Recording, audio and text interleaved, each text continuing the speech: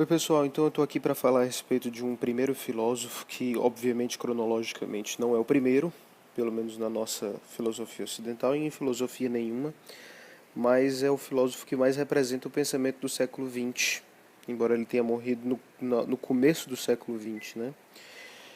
Muitas pessoas, quando pensam em filosofia, já colocam Nietzsche aí na jogada. Ele é o cara que é o autor dessa morte de Deus, né?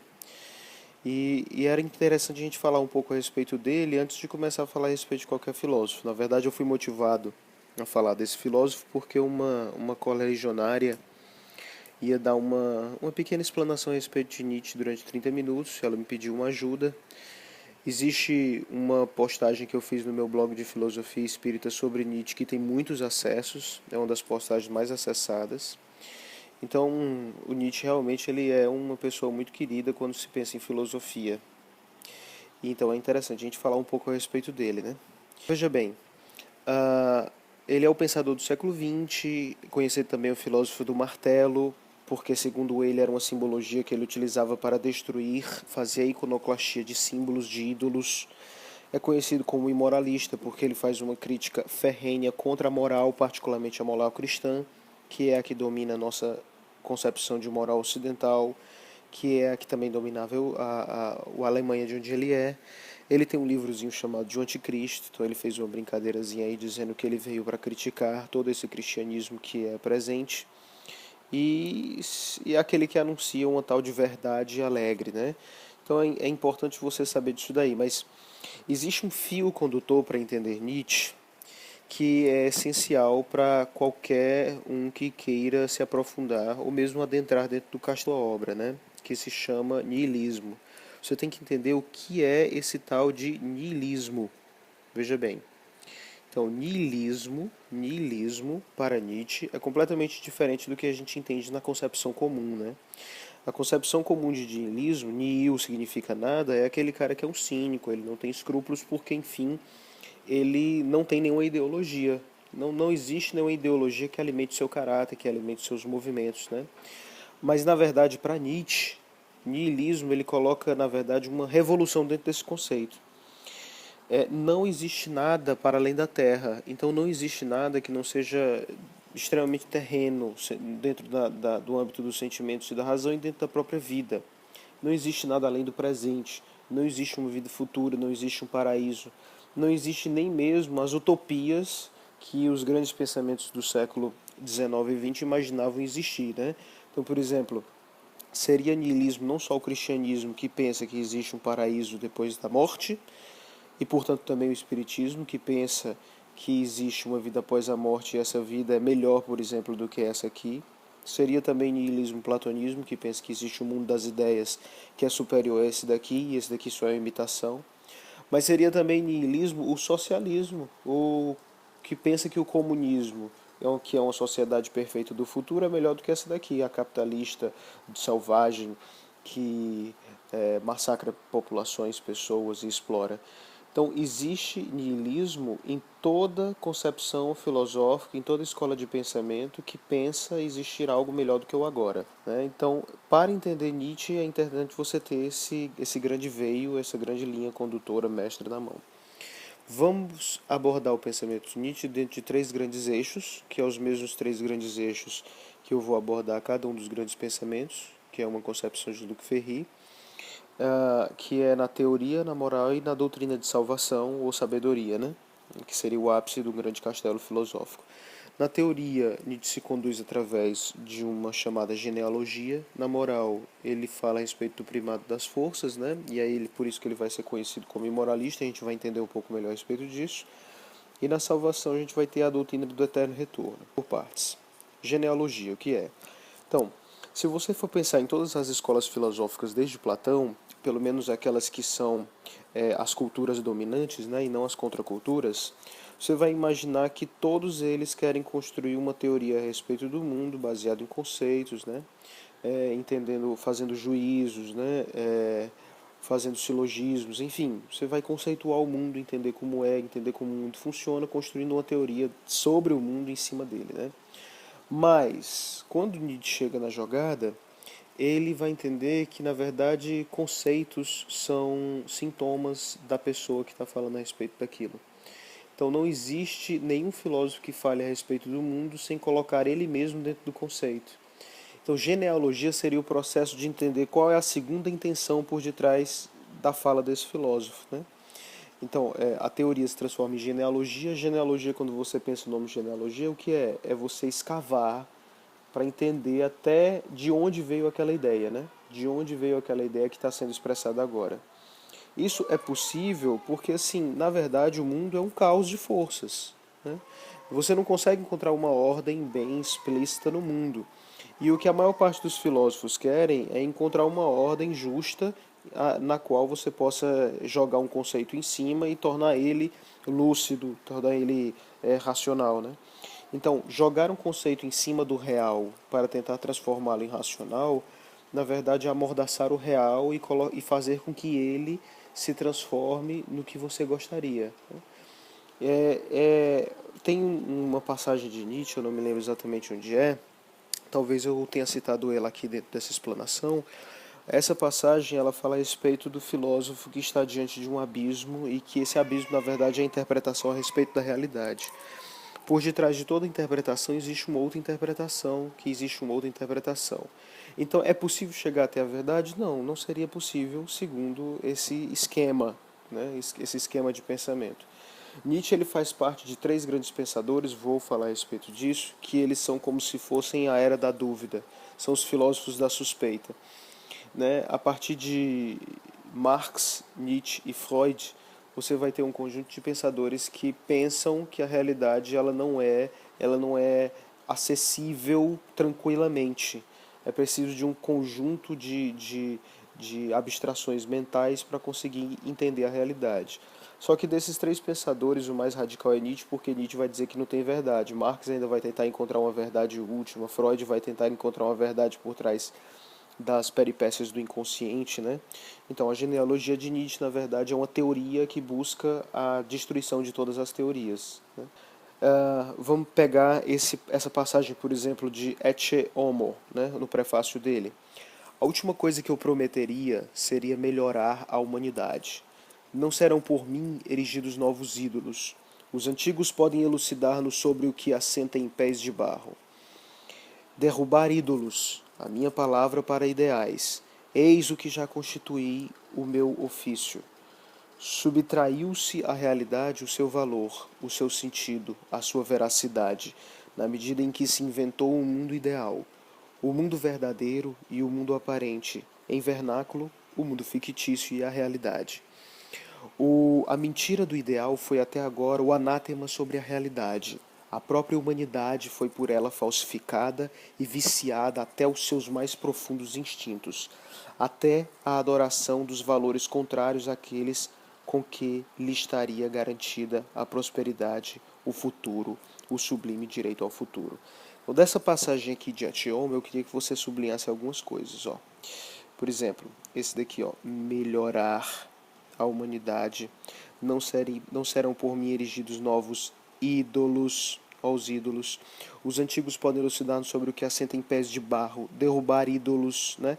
Quem derruba ídolos? Geralmente é alguém que tem martelos, porque ele vai quebrar esses ídolos de barro, né? Subtraiu-se à realidade o seu valor, o seu sentido, a sua veracidade, na medida que se inventou um mundo ideal, né? O filósofo contra o mundo das ideias, o mundo ideal, o mundo verdadeiro e o mundo aparente, em vernáculo, o mundo fictício e a realidade.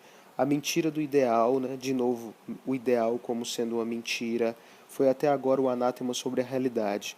A própria humanidade foi por ela falsificada e viciada até os seus mais profundos instintos. Olha aqui ele fazendo como se fosse uma apologia dos instintos. Os instintos é como se fosse uma natureza que precede, né, e portanto é prioritária em cima da razão socrática, né? Até a adoração dos valores contrários àqueles com que ele estaria garantida a prosperidade, o futuro, o sublime direito ao futuro. Então, o que é que essa passagem nos diz? Que o Nietzsche é o filósofo do martelo, ele está contra todas aquelas doutrinas que querem melhorar o mundo, ele é contra, inclusive, sei lá, o anarquismo, o socialismo, o cristianismo, pensa numa doutrina que quer melhorar o mundo, eles assim, o mundo não tem que ser melhorado, a realidade é o que é aqui onde nós estamos assentados, é aqui onde existe a sabedoria. Eu não quero inventar nada mais que tenha uma sabedoria para além disso, entendeu? Então vamos continuar. Eu falei para vocês sobre os três mestres da suspeita, então eu queria só um pouco me aprofundar a respeito disso. Ó.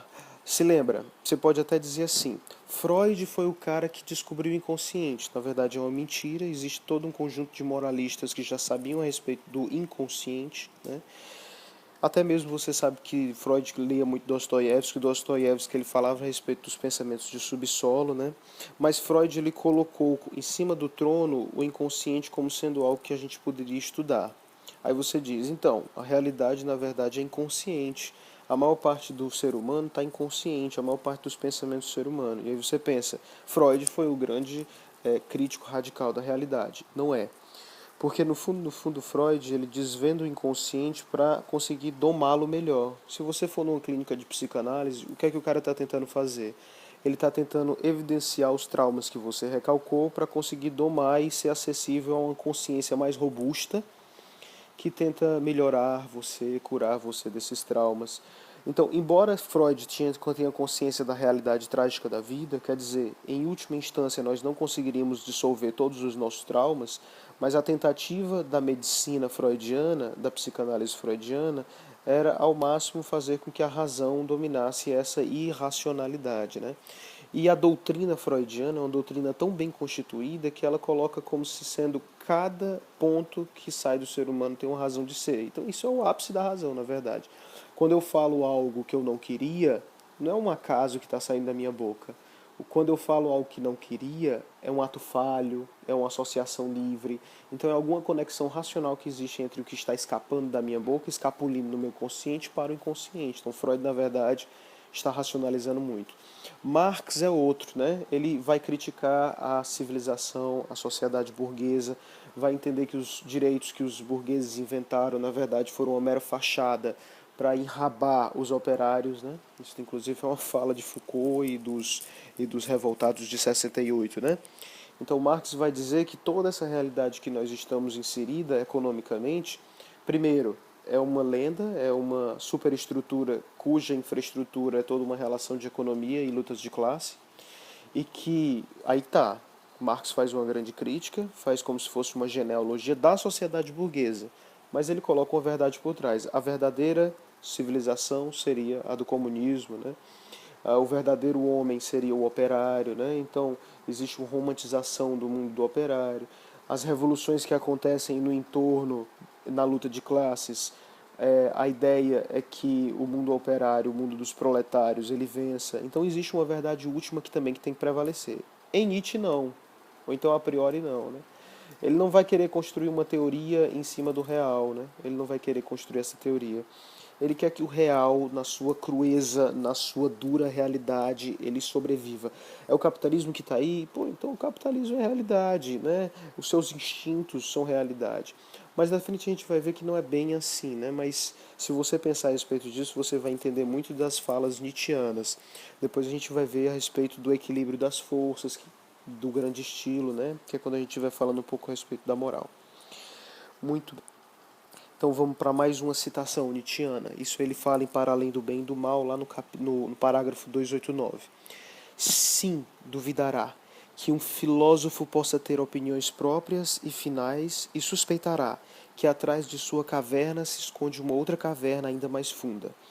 Um mundo mais vasto, mais estranho, mais rico que a superfície, uma profundidade atrás de cada fundo, sob todo fundamento.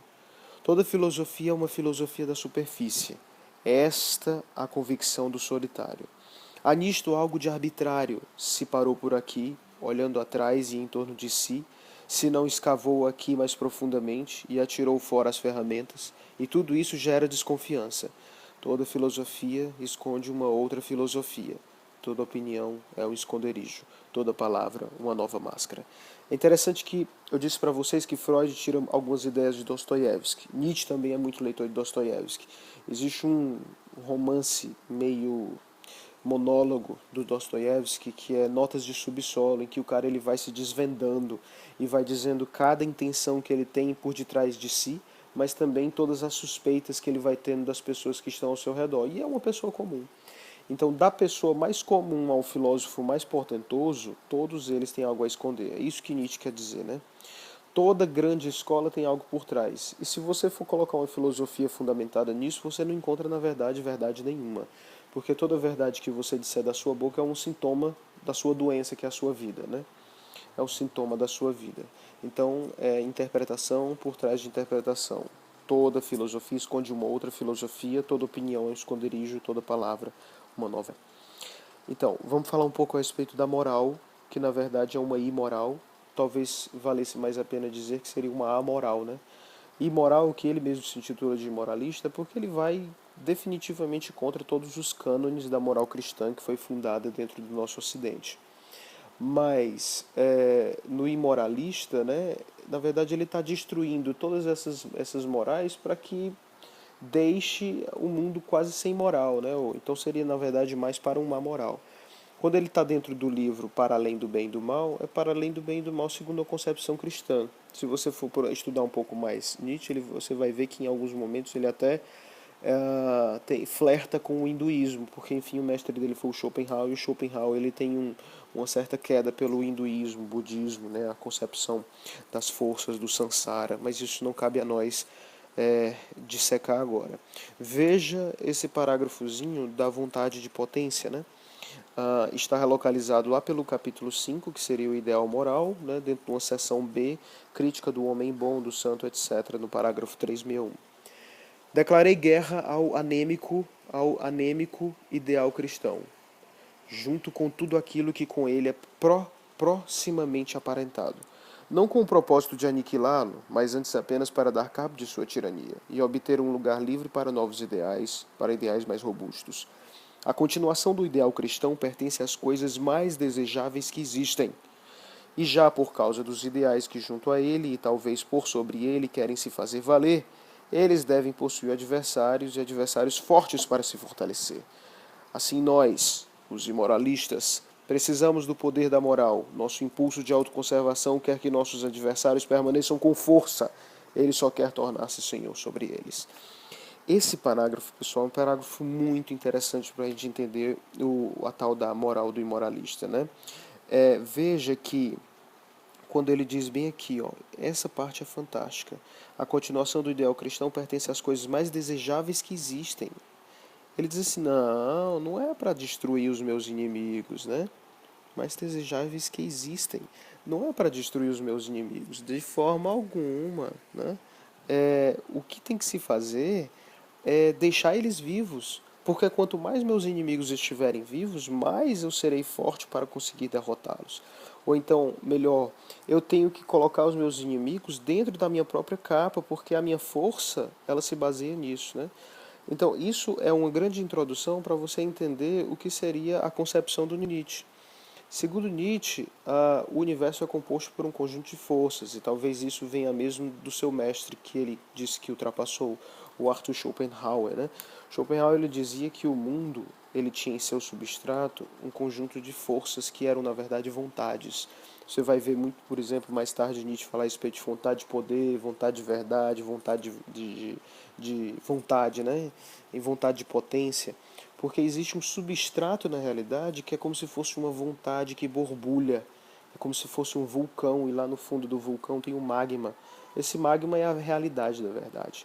Quando ele aflora na superfície das gentes, ele se aflora como manifestações de superfície. Seria o que a gente chama lá na geologia de epifenômeno, né? Esses fenômenos são as representações. Então o mundo ele é vontade e representação. O que é a verdade verdadeira? É a vontade e não a representação. É quando você está ali no meio do cotidiano, rapaz, eu tinha vontade de fazer isso, mas eu não faço. Por quê? Porque existe um conjunto de normas sociais ou intrigas, sei lá, um conjunto de forças, de alianças na superfície que impede que essa vontade se manifeste. Mas mesmo quando você camufla a sua vontade ou você é, recalca essa vontade, você sabe que, assim como um vulcão querendo entrar em erupção, ela eclode mais na frente, um geyser, né, um geyser, sei lá. Então, o que é a realidade? A realidade ela é um conjunto de forças que ficam degladiando entre si. Só que aí o Nietzsche ele vai dar uma dica para a gente de como nós podemos enfrentar essa realidade. A realidade ela tem que ser enfrentada sem predomínio de nenhuma força. O homem verdade, o super-homem ou o homem que deve prevalecer é um homem que consegue harmonizar essas forças em si, no seu próprio corpo, manipulando as forças do seu redor. É o que o Nietzsche vai chamar de o grande estilo, que seria a harmonia das forças, né? Então, quando ele fala, por exemplo, sobre o cristianismo nesse parágrafo anterior, você vê que ele não quer que o cristianismo seja destruído. Ele quer que ele sobreviva. O cristianismo é um tipo de força da natureza, mas ele, o imoralista, é um outro tipo. O que ele tem que fazer é domar essa força para que ela sirva ao seu propósito, não destruí-la. Né? Então, veja esse outro parágrafo em Humano Demasiado Humano, livro 1, parágrafo 276. Só lhe resta fazer de si mesmo um edifício da cultura tão grande que esses dois poderes, ainda que em extremos opostos, possam nele habitar. Nele, né, o indivíduo, o homem do futuro, que é na verdade o presente, né?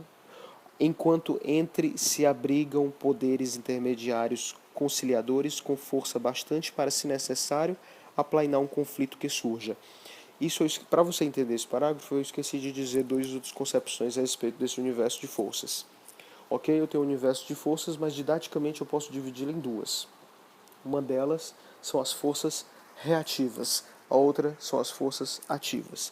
As forças reativas é toda força que, para poder subir em palco, tem que destruir, destronar outra, né?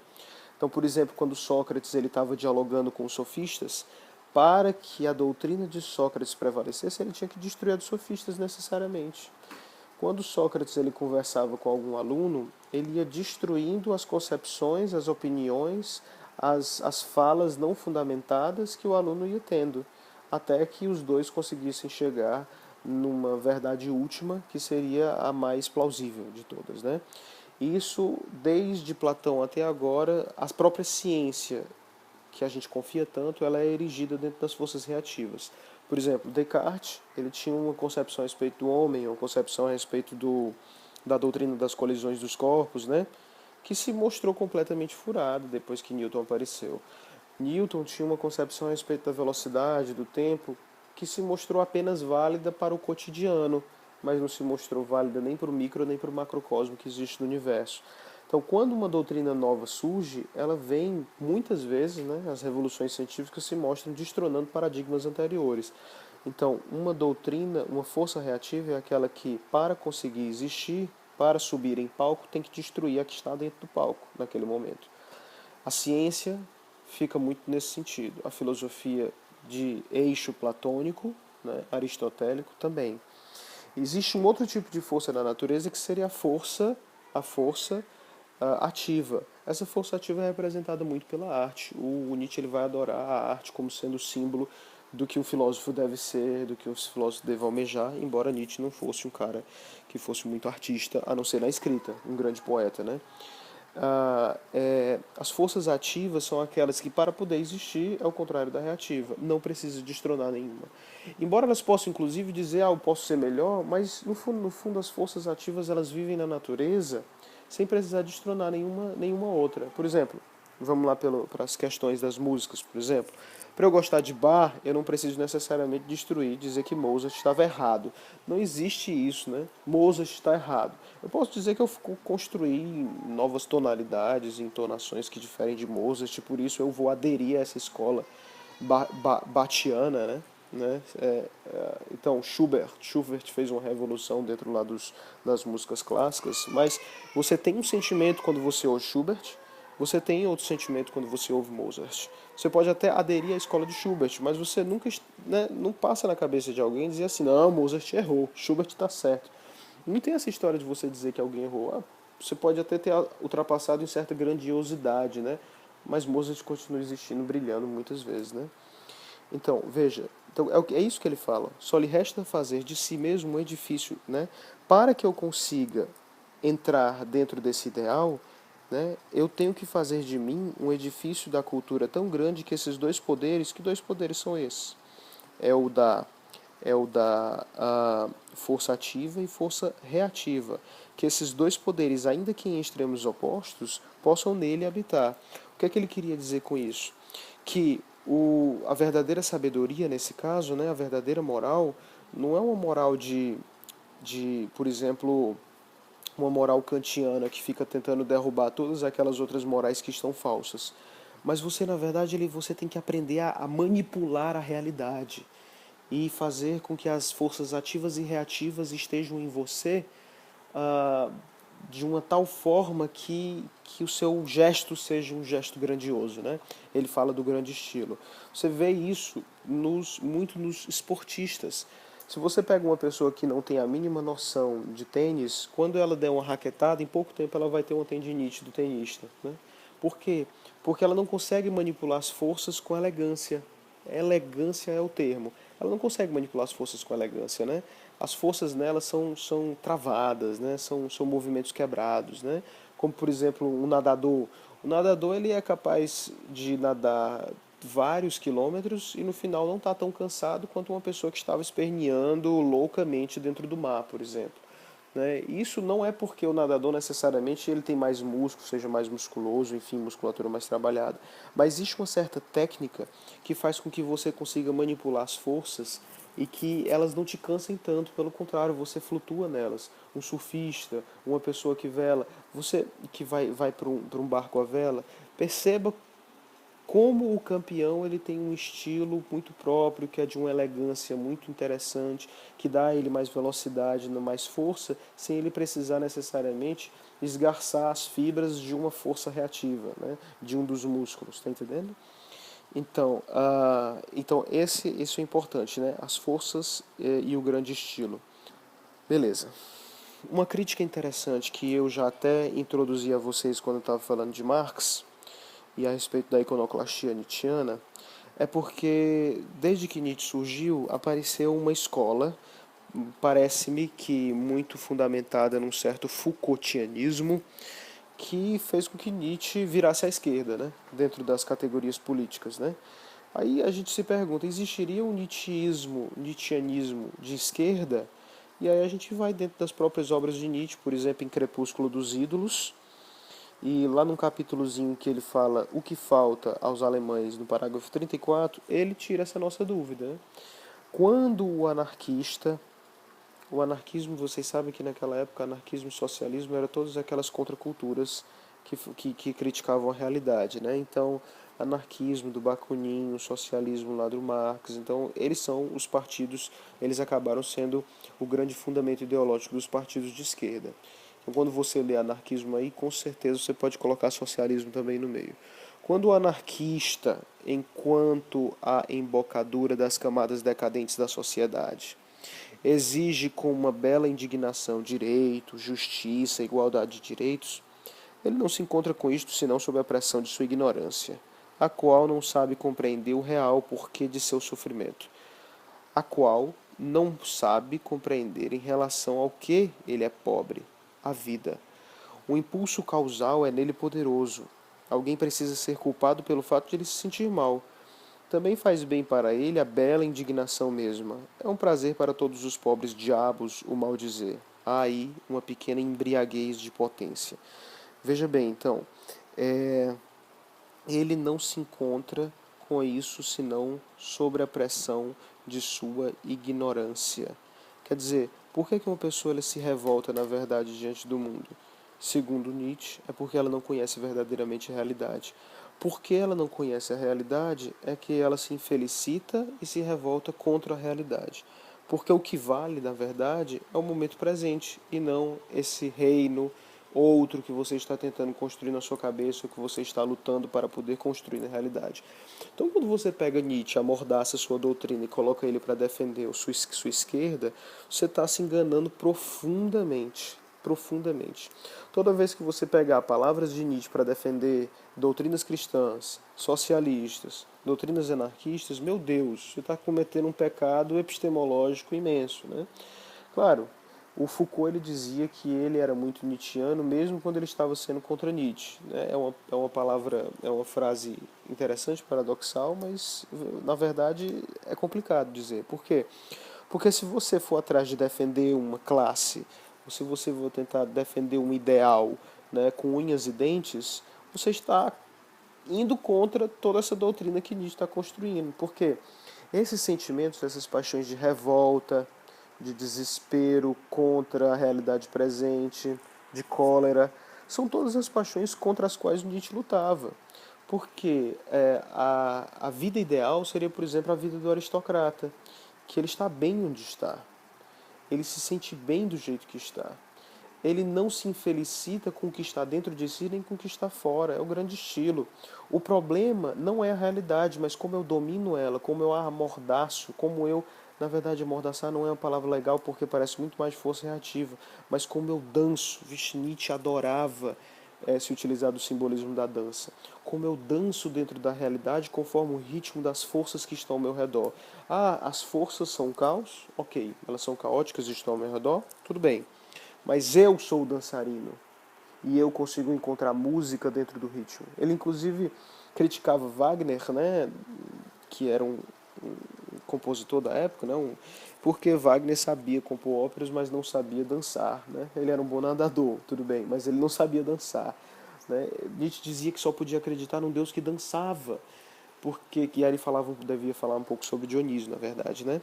Porque a dança, ela simboliza toda essa potência, essa eloquência, essa elegância, né? Você tem sons, ritmos, a sua musculatura trabalha dentro de uma harmonia e passa isso para um público. Quer dizer, quando você vê uma pessoa que sabe dançar e uma que não sabe, você vê na hora. A que sabe dançar, ela sabe conduzir o ritmo e o parceiro. A que não sabe dançar, ela é toda bagunçada, né? Ela parece um palhaço, né? Embora o palhaço ele tenha outras singularidades que não cabe falar aqui. Refutação da castração socrática. Então, esse também é um ponto muito importante. Se você me perguntar, Alan, quais os pontos que eu tenho que falar a respeito de Nietzsche para eu conseguir compreender a doutrina dele? Então é importante você falar a respeito da crítica que Nietzsche fazia em cima de Sócrates. E isso daqui, de novo, vai dialogar com aquelas tais forças reativas versus forças ativas, né? Veja bem esse parágrafo, que vem no Crepúsculo dos Ídolos, que ele começa sendo o caso de Sócrates. Segundo sua origem, não necessariamente isso é verdade, certo, pessoal? Mas é porque Nietzsche ele se vale muito mais de imagens do que de verdades mesmo, conforme a história das coisas. Embora você tenha que saber que Nietzsche ele era um grande estudioso do helenismo, ele era filólogo, então se você pegar uma tradução de Nietzsche a respeito dos gregos, vai ser muito mais consistente do que simplesmente se você pegar alguém que só sabia grego, ele sabia da cultura dos gregos, dos helenos, né? Então talvez muitas das coisas que Nietzsche esteja falando tá certo, mas outras coisas é alguma coisa de invenção para dar força para a defesa que ele está tendo, né? Segundo sua origem, Sócrates pertence à camada mais baixa do povo. Sócrates era plebe. Sabe-se ainda se pode até mesmo ver quão feio ele era. Mas a feiura, em si, uma objeção, é entre os gregos quase uma refutação. Cara, esse parágrafo ele é muito fantástico quando eu vou lhe falar a respeito de Sócrates. Por quê? Porque assim, onde é que alguém vai colocar a beleza como sendo um elemento de refutação? Não, você está errado porque, enfim, você é um cara feio, né? Eu não vou votar em você porque você não tem dentes, né? Era o que o professor de história minha falava a respeito quando eu estava... quando ele estava falando a respeito de uma certa pessoa que estava se candidatando aqui. Mas não, então, o Nietzsche ele vai falar a respeito de Sócrates como sendo, primeiro, veja os elementos. Ele não era da aristocracia, ele era da camada mais baixa do povo, né? Então, isso é uma coisa muito importante de se ver. Outra coisa, Sócrates era feio. Quão feio ele era, né? E você sabe que dentro da cultura helena existia um tal de kalokagatos, que seria o bonito e o bom. O bom, o bonito e o belo, aliás, o bom, o belo e o verdadeiro estavam como sendo unidos, né? Então, se você tinha algo que era feio, era muito difícil você dizer que aquilo dali era verdadeiro. Então, Sócrates e Platão eles vieram dizendo que o bom, o verdadeiro e o bom, o verdadeiro e o belo, eles eram sim entidades absolutas, mas eles estavam para além daqui, né? Aqui embaixo era uma imitação. Nietzsche, quando vai falar a respeito dessa teoria de Sócrates, ele vai dizer que imitação era a teoria deles. Ele inclusive fala a respeito de Sócrates ter destruído um pouco desse ideal helênico, o ideal que colocava aqui como sendo a parte mais bonita. Deixa eu colocar alguns pontos para vocês que poderiam fazer com que vocês entendessem melhor esse ideal helênico. Como era o corpo das estátuas gregas, representando os deuses. Eram fortes, esbeltos e bonitos. Quando você olha uma arte dessa, você está mostrando o quê? Primeiro, que a beleza está também no corpo humano, que o divino está no corpo humano e não o contrário. Portanto, entre os helenos, por exemplo, da Grécia pré-socrática, né, você encontrava que a arte estava dentro do próprio ser humano, dentro da realidade. Existia existia divindade entre nós. Quando você entra dentro de um Sócrates da vida e ele começa a dizer, junto com Platão, que o bom, o verdadeiro e o belo estão em outro nível, você começa a olhar para aquelas estátuas e dizer, isso é imitação tosca. E você começa a dizer que a cultura dos helenos não era tão boa assim. Os sofistas, na época de Sócrates, né, eles se utilizavam de muita beleza na retórica, eles se utilizavam de imagens muito vivas, eles se utilizavam de um poder de convencimento muito interessante para o público. E aí Sócrates vinha e encontrava muitas inconsistências lógicas e teóricas dentro do recurso retórico dos sofistas, né? Conta-se que Sócrates chegava propositalmente no meio de uma palestra de um sofista e ele pedia licença e dizia, opa, eu perdi o começo da sua palestra, você podia resumir o que você acabou de falar? Só que resumir o que um sofista declamava era como pedir para você resumir uma poesia. Pense aí num grande poeta, sei lá, Pablo Neruda, Carlos Drummond de Andrade. Você podia resumir o que você acabou de escrever? Quando você resume uma beleza, você tira da beleza o que é belo e você tenta reduzir aquilo ao verdadeiro. E quer dizer, porque para Sócrates o verdadeiro está acima da beleza, em Nietzsche ele vai tentar resgatar uma verdade em que a beleza está, no mínimo, pareada com a verdade, né? Então Sócrates era um feio, isso para os gregos não é só uma objeção, era quase uma refutação, né? Então Nietzsche ele vai, por exemplo, resgatar um pouco dos sofistas, vai resgatar da cultura sofista, vai entender que a arte e o belo são coisas que devem ser cultuadas acima de tudo por um filósofo. Não é à toa que quando você entra dentro do universo nietzschiano, você tem muita poesia, você tem muita imagem simbólica, você tem muita história, né? Muito mais do que ficar mergulhando em recursos de lógica. Antes de Sócrates, eu tinha falado para vocês a ascensão dos helenos, a força e a beleza, a arte que não precisa de prova. Isso é uma citação interessante, né? O que precisa ser inicialmente provado tem pouco valor, né? Então, se você tem algum argumento que precisa, não, você tem que me provar que isso é verdade, isso tem pouco valor. É diferente das tragédias gregas. O Nietzsche era muito estudioso de tragédias, né? Ele estudou como foi o nascimento de tragédias e como na verdade foi a derrocada, o crepúsculo da tragédia. Ele entendeu que Sócrates e esse pensamento socrático aniquilou os instintos helenos, as forças helenas, né? As forças helênicas. Então, como é que você vê uma tragédia? Quando você entra dentro de uma tragédia de Sófocles, por exemplo, o Édipo Rei, né? A Antígone, quando as pessoas elas entram dentro daquele anfiteatro e elas começam a ver toda aquela história se desenrolando, aquilo dali para elas passa automaticamente um sentido de verdade, de belo e de sentimentos múltiplos que mexem dentro de você, né? Então, não precisou ninguém chegar lá em cima e tentar provar que aquilo dali era belo, que aquilo dali era verdadeiro. Aquilo foi automático. Quando Sócrates ele entra em cena, é como se você fosse um crítico literário. Sério, vá ler sei lá, Dostoiévski da vida, e aí vá ler uma crítica a respeito dele. São dois sentimentos completamente diferentes que você tem. Uma pessoa tentando criticar o romance de Dostoiévski fica tentando encontrar as verdades dentro dele. Mas Dostoiévski, quando você está lendo, pelo amor de Deus, não leia nenhum romance tentando encontrar a crítica daquele romance, onde ele está e tudo mais. Porque o romance, todos eles, as poesias também, elas passam uma verdade por si automática que é transferida do autor para o leitor. Depois você vai tentar entender quais os sentimentos que aquilo dali te evocou, depois você vai entender qual é o contexto em que ele estava, e claro que quando você lê esse romance de novo ele vai ser mais profundo. Mas a priori, não entre no romance tentando estudá-lo, entre no romance lendo. Isso vale para a música, isso vale para o teatro. Então as artes ela tem esse poder de transferência automática de uma verdade que passa ao largo do meu racional. Essa é a crítica que era feita em cima da verdade socrática, né? Por bem, isso aqui é um outro ponto interessante de citar. Vamos ler esse parágrafozinho aqui, que a gente encontra em O Crepúsculo dos Ídolos, o problema de Sócrates, parágrafo 2. Juízos.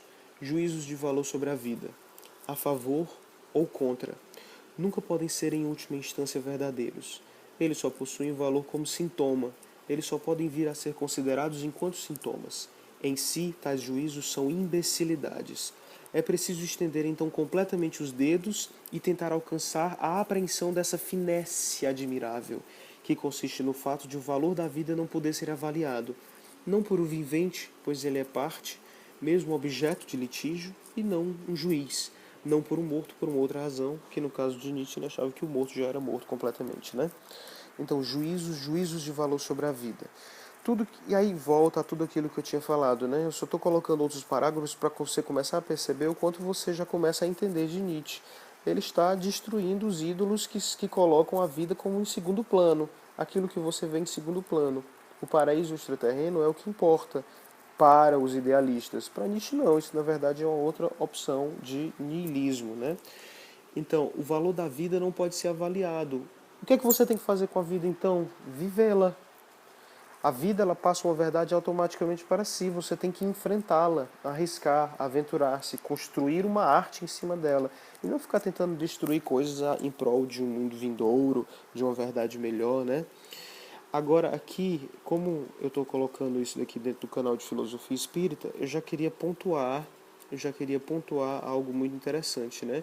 Que aqui você encontra como se fosse Nietzsche refutando o que o Espiritismo fez. Porque ele diz: a vida ela não pode ser avaliada nem por um vivente, pois ele é mesmo parte, mesmo objeto de litígio e não um juiz da vida, né? Interessante, né? Um vivo, ele não pode ficar julgando a respeito da vida, porque enfim ele está imerso nela. Para que ele conseguisse julgar a vida, revela Nietzsche aqui, isso é realmente interessante, ele precisava como se fosse se distanciar da vida. Para ele conseguir se distanciar da vida, ele tinha que ser alguma coisa que fosse além dela. Como é que alguém pode ser além da vida para conseguir olhar a própria vida, né? É por causa disso que você também critica a expressão sentido da vida. Sentido da vida é uma expressão criticada por quê? Porque para você dizer que a vida tem um sentido, algo só pode ter um sentido se você tiver algo mais além para onde você possa ir, né? Então tranquilo você falar em sentido da vida para os idealistas. Eu estou partindo do capitalismo e o sentido da vida é o comunismo. Para os cristãos, eu estou falando de sentido da vida, o ponto de partida é essa vida aqui e o ponto de chegada é quando eu estiver ao lado de Deus, né? Ou ao lado de Jesus, a aceitação de Jesus como meu Senhor e Salvador. Então tudo existe um ponto de partida, mas se você não considera nada além da vida, como você pode falar de sentido dela? Não tem um sentido dela.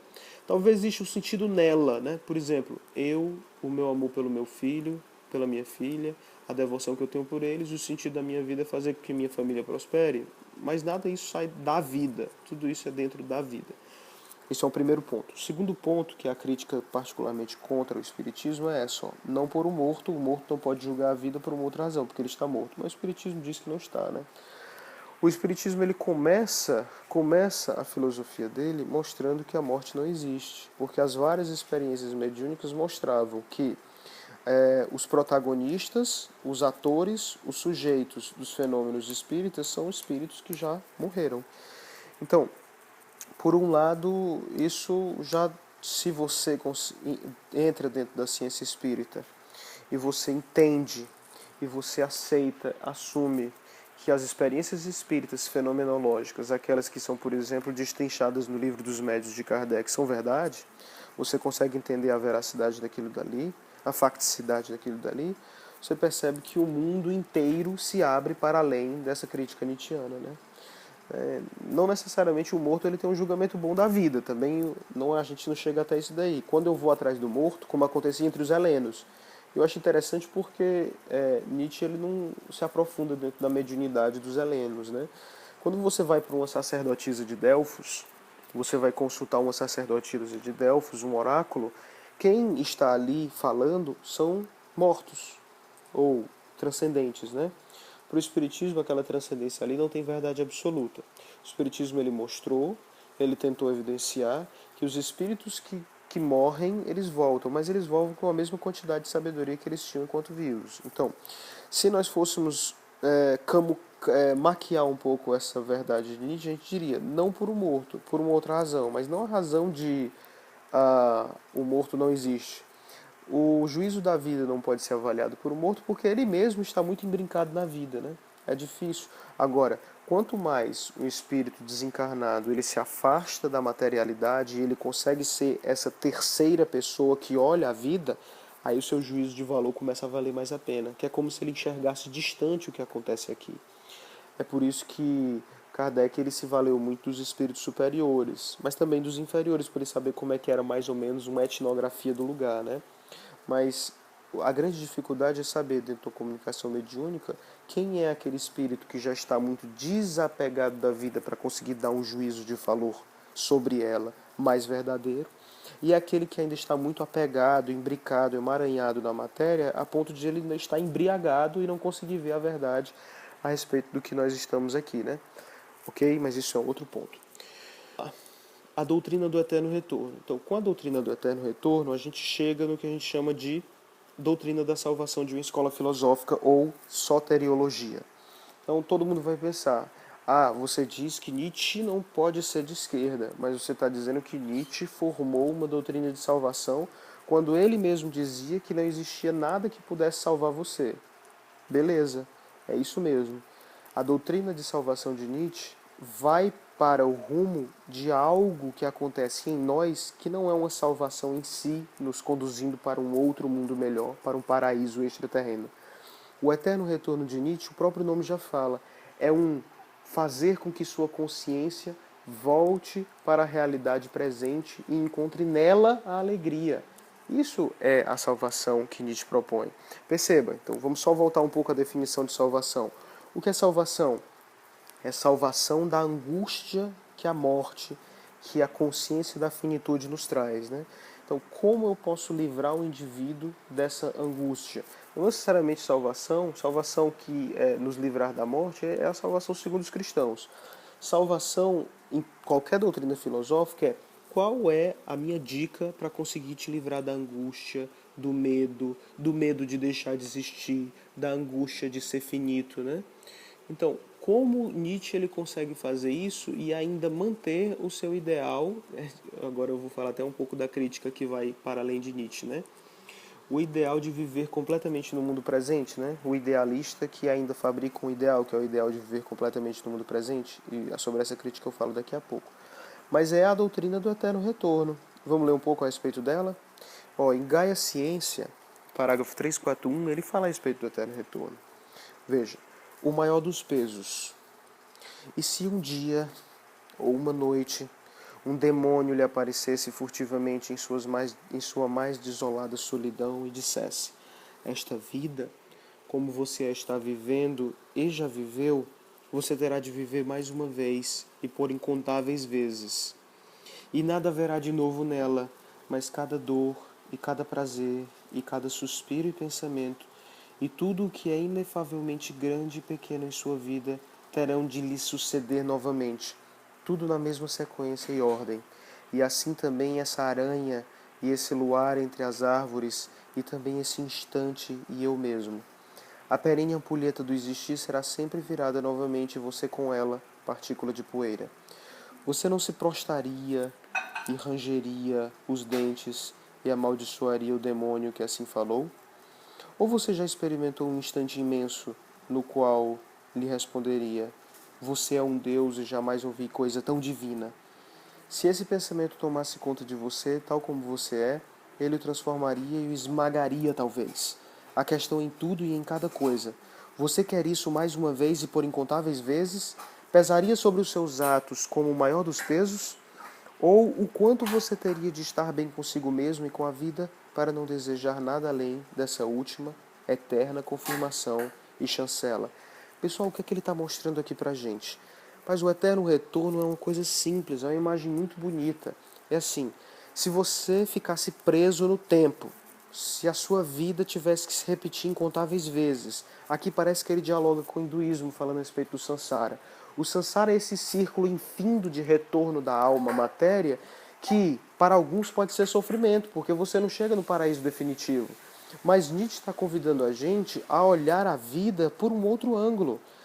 Tente viver a vida com as alegrias que você gostaria que repetisse para a eternidade. Por exemplo, você gostaria de passar a vida trabalhando dentro de um trabalho que não te apetece, que não te satisfaz? Ou você gostaria de passar a vida fazendo amor? Ou então brincando com o teu filho de bola e vendo o sorriso dele incontáveis vezes? Isso daqui, o eterno retorno, é a doutrina que mais simboliza a nossa vontade de querer ter prazer continuadamente e que mais ou menos assolou a humanidade nesses últimos tempos, né? É fazer o que você gosta, ou, aí já é um outro esquema até mais interessante, fazer do que você não gosta algo que seja prazível. Caramba, eu vou ter que viver isso daqui, por exemplo, trabalhar num plantão 24 horas? Vou. Então é interessante que eu faça desse plantão a coisa melhor que eu posso ter no mundo, para que eu pudesse repetir incontáveis vezes isso. Então, o que a Nietzsche acabou de fazer aqui? É isso que eu ia mostrar para vocês. É as críticas que a gente pode fazer em cima da doutrina de... Primeiro delas é que ele tem uma contradição performativa. O que é que a gente chama de contradição performativa dentro da filosofia? É algo que você diz, né, mas você não tem como se fosse... como se você fosse tivesse autoridade de dizer. Por exemplo, deixa essa frase é muito comum quando a gente está explicando contradição performativa. Eu estava no navio e todos se afogaram. Certo, todos se afogaram. Então como é que você está falando? Porque você deveria estar afogado. Não sei que você esteja dentro de uma comunicação mediúnica, mas não é o caso. Essa fala por si só é uma contradição performativa. Qual é a contradição performativa de Nietzsche? Ele diz que todos os julgamentos e juízos são sintomas. Certo. Então a gente tem que olhar para Nietzsche e dizer, e qual é o sintoma que está por detrás desse teu julgamento? Quer dizer, Nietzsche todo o tempo está criticando todas as escolas filosóficas, todas as verdades. E a dele não pode ser criticada?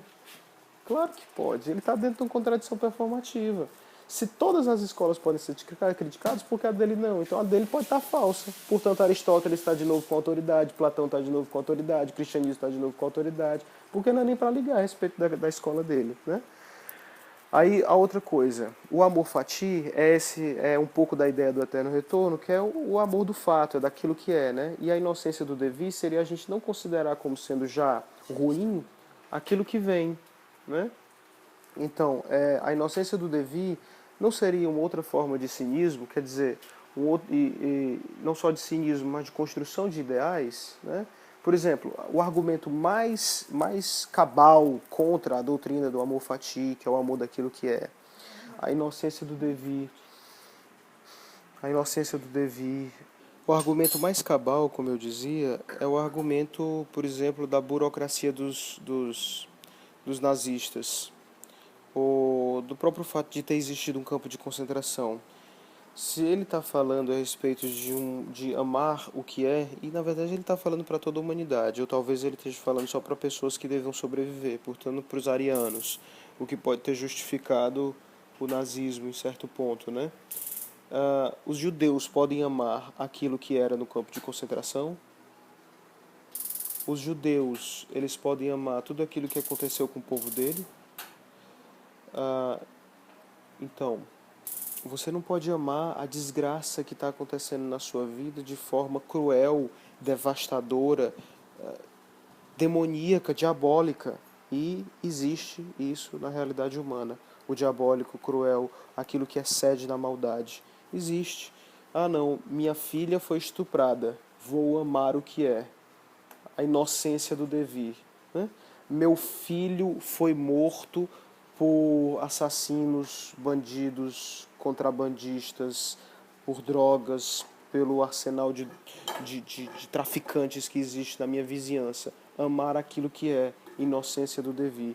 Então, o Nietzsche, que desde o princípio veio criticando as escolas de ideais, que veio dizendo que o paraíso extraterreno é o nada, né?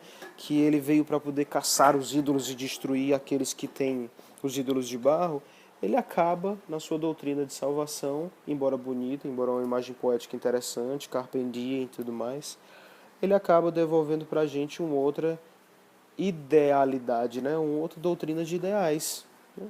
Então, assim, talvez outra noção de sabedoria seja realmente o que ele criticava.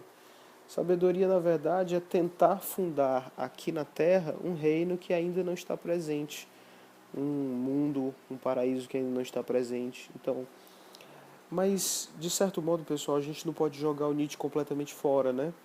Existe, nós temos que aceitar o Nietzsche quando ele critica a nossa vontade de poder, a vontade de verdade, porque muitas vezes a gente não consegue viver a vida do jeito que ela é. E a grande tensão da filosofia é que ainda, das escolas filosóficas que entenderam a vida, que ainda não foi colocada, e quem venceu essa disputa, é as doutrinas que dizem que nós temos que amar a vida do jeito que é e as doutrinas que dizem que nós temos que modificar a vida. Porque, na verdade, a vida deve ser composta das duas coisas, né, pessoal? Existem momentos da vida que você gostaria de fechar no tempo, congelar e fazer um eterno retorno, né? Quando você faz amor com uma pessoa que você gosta muito, quando você brinca com uma pessoa, com seu filho, né? Então, mas existem aquelas que você gostaria de modificar. Então, talvez as duas estejam certas e uma não precisa matar a outra. E aí, talvez o que seja melhor de se você encontrar sabedoria em Nietzsche não seja na doutrina do eterno retorno, mas na doutrina do grande estilo. O grande estilo é você aprender a viver a vida dentro da sua incoerência, dentro das contradições, aprender a dançar com as forças que existem ao seu redor. Então, para finalizar, como aqui a gente está falando a respeito de filosofia espírita, eu queria dizer, o que Nietzsche tem a ver com o espiritismo? Nada. Algumas pessoas, alguns espíritas amam Nietzsche, né, profundamente, porque ele dá essa noção, esse resgate do prazer, esse resgate do belo, esse resgate da alegria, essa crítica contra a verdade cartesiana, platônica, aristotélica, socrática, enfim. Mas quando Nietzsche ele coloca a base do seu pensamento como sendo a crítica daquelas pessoas que ficam buscando um ideal para além dessa vida, ele destrói o fundamento do espiritismo, do cristianismo e também do socialismo, anarquismo, etc., né? Então é complicado você ficar elogiando Nietzsche dentro da doutrina espírita, porque são duas doutrinas que são contraditórias entre si, né? Mas existe o Nietzsche, ele como se desperta o nosso olhar para outras questões que às vezes a gente esquece quando olhamos muito para o que vai acontecer para além daqui. Por exemplo, que aqui nessa vida já existem alegrias, mas o Espiritismo diz que essas alegrias não são duradouras, que a gente tem que vivê-las, mas não é para sempre, que a gente tem que se submergir nelas. Mas se você for analisar o cristianismo, isso a gente vai colocar quando a gente tiver melhor, quando eu estiver falando melhor a respeito do cristianismo em si, dentro do próprio cristianismo já existe essa doutrina do amor pelo presente, do amor por aquilo que é. Quando você pega a história do judaísmo, só uma prévia. Quando você pega a história do judaísmo é uma sabedoria de esperança, de promessa, daquele que vem. Quando Cristo chega, quando Jesus chega, ele cumpre a promessa que os judeus estavam esperando. Claro que os judeus não vão acreditar e vão prosseguir o judaísmo não acreditando em Jesus e ainda acreditando no messianato, no Messias e tudo mais. Mas os cristãos, a partir de então, já entendem que a promessa está ali. Aqueles que entenderam que Jesus é a promessa cumprida, quando vivem o cristianismo em toda a sua beleza e toda a sua potência, já encontram a alegria aqui dentro dessa própria vida. Não precisou ir para Nietzsche para poder descobrir isso. Embora Nietzsche ele tenha feito perceber o quê? Que muitas vezes eu sendo cristão, ou eu sendo um idealista qualquer, marxista e tal, eu perco a noção das alegrias que estão já ao meu redor. Porque eu sou um cara amargurado, um cara cheio de críticas, um cara cheio de sonhos. E eu acabo não fazendo com que os meus sonhos já possam se concretizar ao meu redor. Amando o meu amigo, amando o meu parceiro, amando o meu camarada, por exemplo. Veja bem, por exemplo, às vezes pessoas socialistas elas denigrem a imagem daqueles que eram do partido e que traíram o partido. Você pega um cara de uma revolução, ele fuzila os dissidentes. Meu Deus! E aquele dissidente podia ser um amigo meu. O Heidegger, que foi um filósofo fantástico do século XX, ele criou uma doutrina profunda, que depois a gente também vai falar em um desses nossos vídeos, né? E, e quando ele entendeu por sei lá, um tilt que deu na cabeça dele que o nazismo era a solução contra o capitalismo e contra o socialismo, ele tinha umas críticas lá a respeito disso, ele começou a ir contra todos os grandes amigos que fizeram com que Heidegger fosse o cara grande que ele era. Por exemplo, o seu professor Edmund Husserl era judeu, pois ele fez tudo para que o Edmund Husserl fosse derrotado, fosse tirado do cargo e tudo mais. A amante dele, Hannah Arendt, ele não fez nenhum movimento para não deixar ela ser deportada, enfim, para ela não ser perseguida. Quer dizer, por causa de uma causa revolucionária que existe lá na frente, de um mundo ideal que existe em outro lugar, você fuzila os seus amigos, você deixa as amizades de lado. Então, talvez Nietzsche seja uma resposta, mas mais Nietzsche seria Cristo, né? Cristo é uma resposta para isso. Quando você já encontra a felicidade no momento presente daquilo que é, você já encontra alegria dentro da sua própria consciência. Onde é que você tem isso no Espiritismo? A nossa concepção de céu e inferno é completamente isso, pessoal. O céu não é um lugar, o inferno não é um lugar. Céu e inferno estão dentro da nossa própria consciência. Atingir o céu e atingir o inferno seria um movimento da alma dentro da consciência. Mas não é um movimento simples. Não é algo que a gente possa fazer do dia para a noite, como, por exemplo, a aquisição do nirvana dentro do budismo. É uma construção secular, é uma construção milenar, é uma escultura que você faz dentro do seu próprio espírito, dentro da sua própria alma. Bem, eu acho que é isso que a gente tem que falar a respeito de Nietzsche e já alguns introduções do que a gente poderá falar a respeito do cristianismo, espiritismo, heideggerianismo, né? E eu espero que vocês tenham gostado e que eu tenha ajudado a entender um pouco mais a respeito dessas doutrinas que compõem o nosso pensamento ocidental. Um grande abraço e até o próximo vídeo explicativo.